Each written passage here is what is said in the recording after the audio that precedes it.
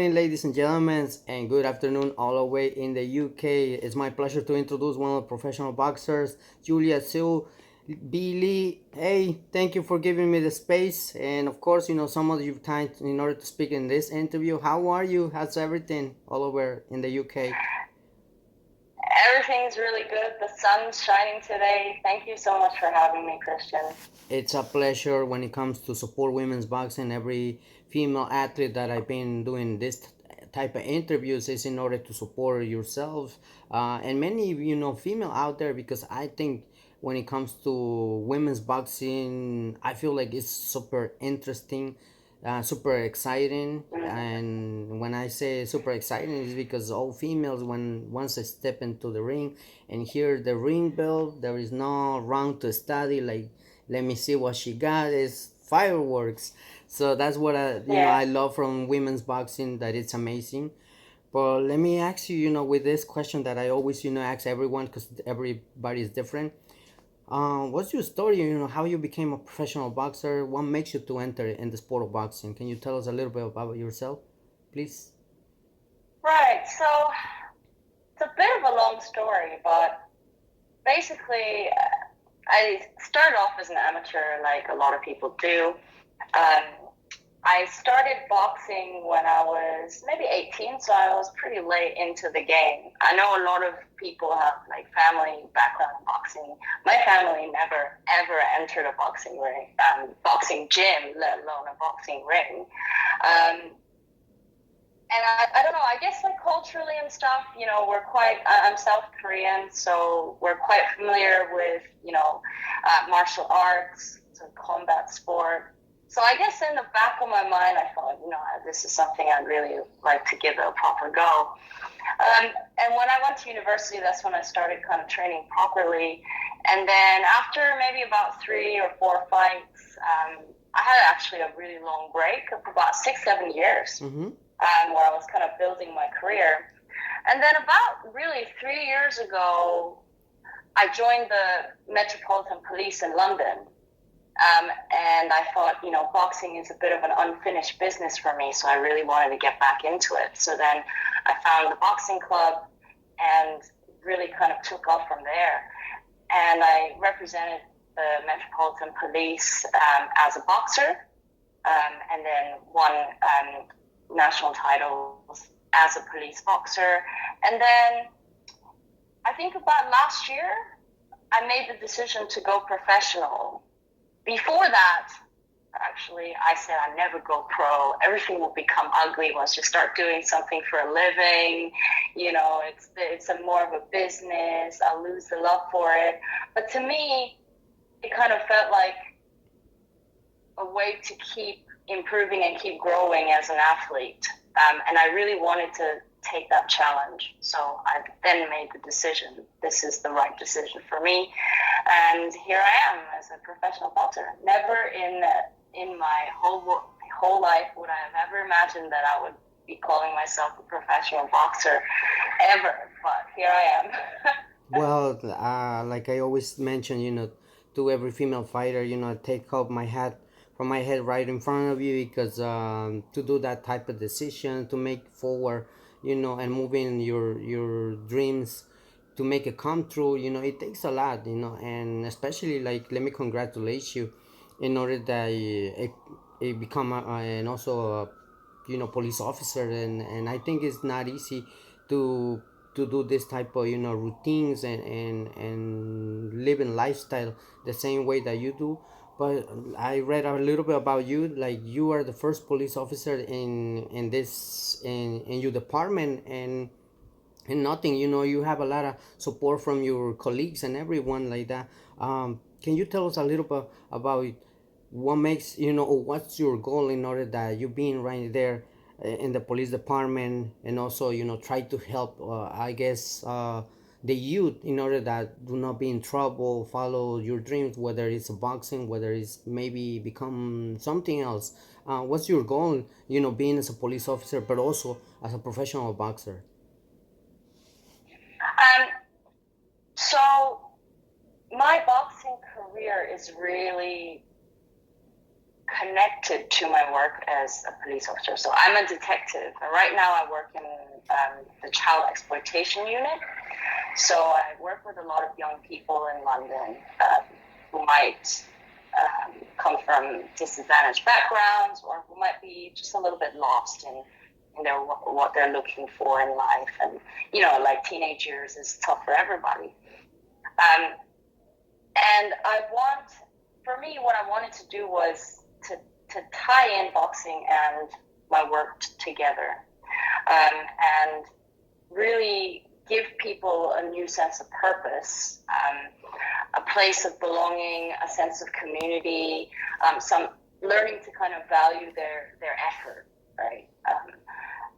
Value hard work, and kind of witnessing the fruits of their own efforts, and learning kind of all the things, the great things about boxing that everybody knows, like discipline and fitness and all of that. I think a lot of that ties into the sense of like self-worth, and, as I said, kind of valuing actual effort. So what I wanted to do was set an example for the young people, right? As a boxer myself, I need to be continuing to grow, and training hard, and setting the example that it's pure hard work and it gets you where it needs to go. It's not necessarily about being born into privilege or being born with, insane talent. It's just hard work, and that's how you get to where you want to go.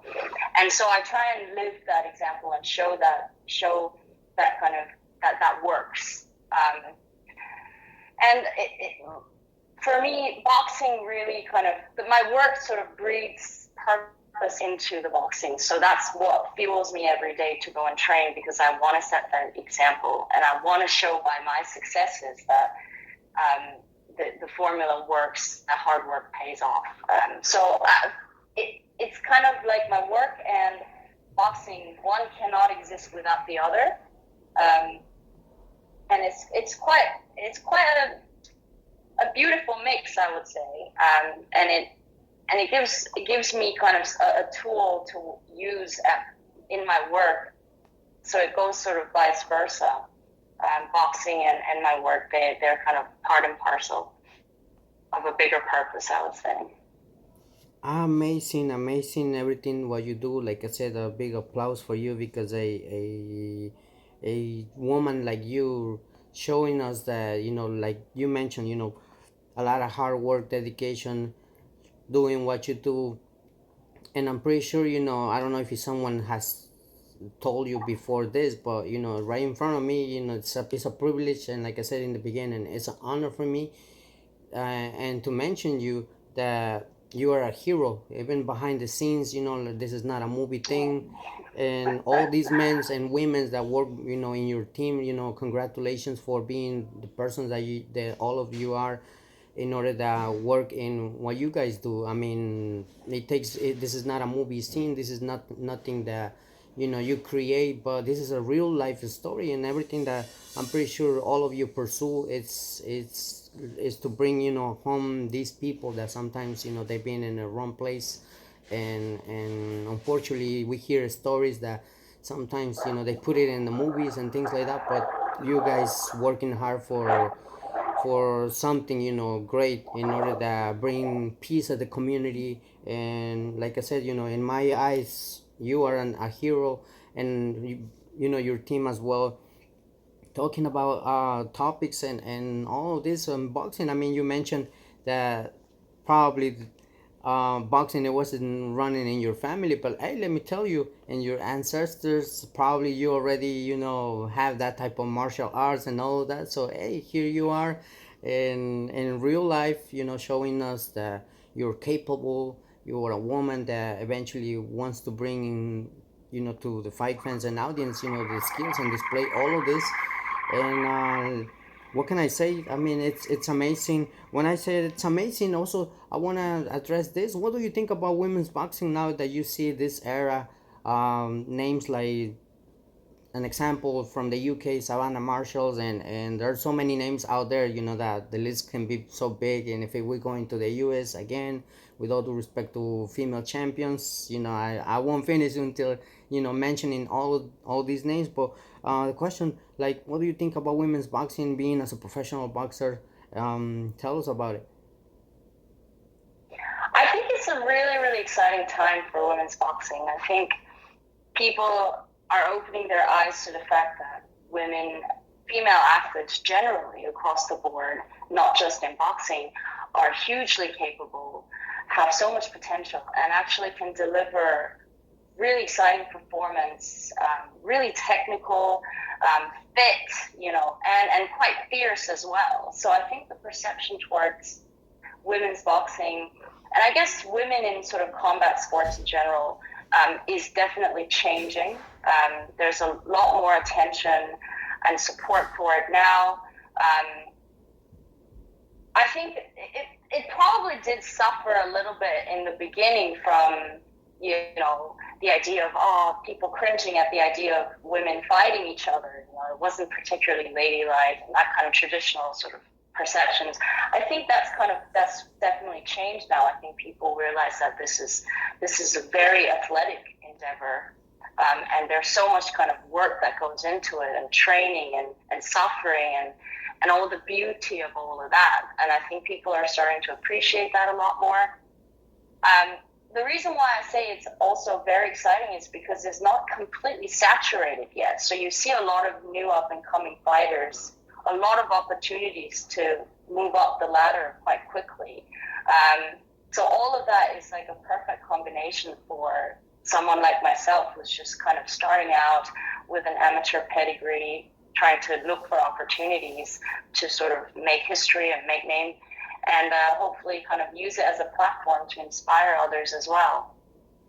Well, definitely, I can say right here, like I told Aria Wild that I want to send a huge shout out to her and all my fans in the UK.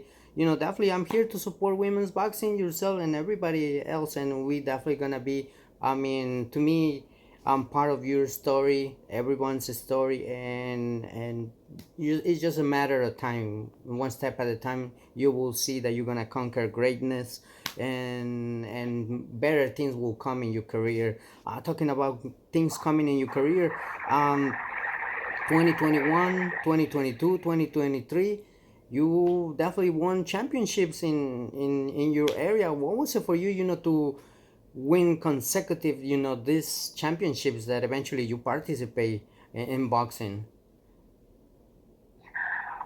So I think my experience is a little bit, I don't know, I guess everybody's journey is quite unique, but I definitely didn't expect to be winning sort of consecutive titles year after year.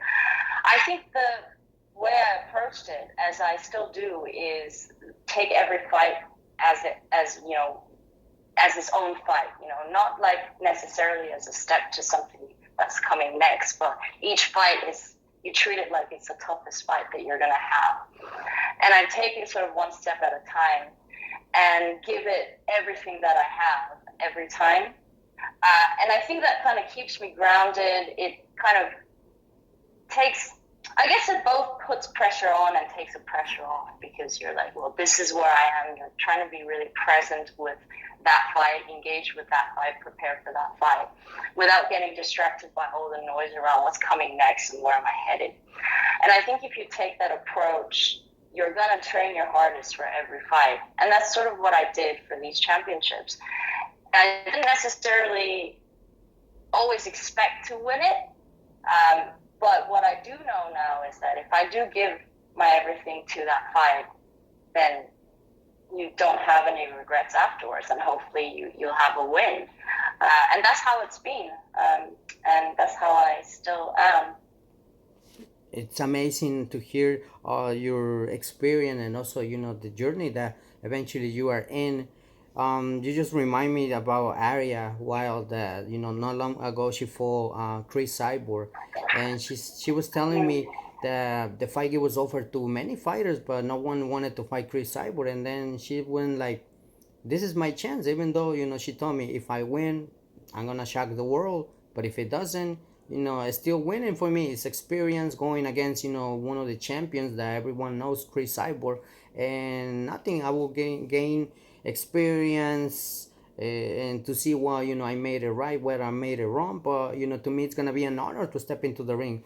who knows if this opportunity would not come later on twice. So she told me, I gotta take, this fight. And you just remind me, like, every fight that appears in your career, you might say, let's take it, let's take the next one. And whether, I win or not, it's experience that you satisfies once you step into the ring.